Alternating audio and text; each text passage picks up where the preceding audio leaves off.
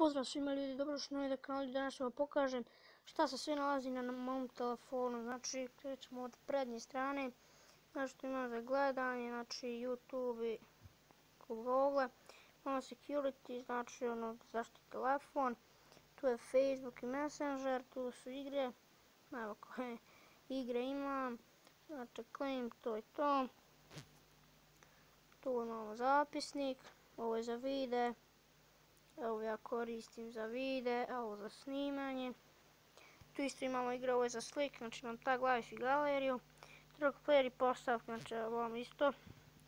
Imamo tu isto security, fotoaparat, znači to sve osnovno, znači nije nešto baš pretjerano, znači šta je ovo najbolje, samo se kliknite ovako i ovo se okrene.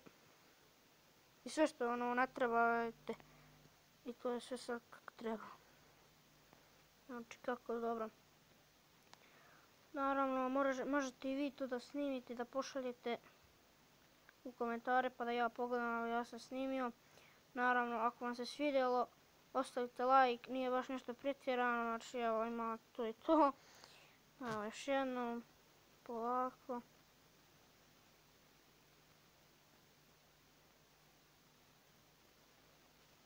Znači eto, još jedna prednja strana. Znači to bi bilo to od ove epizode, ako se želi ostavite like, pretplatite se kanal i čao!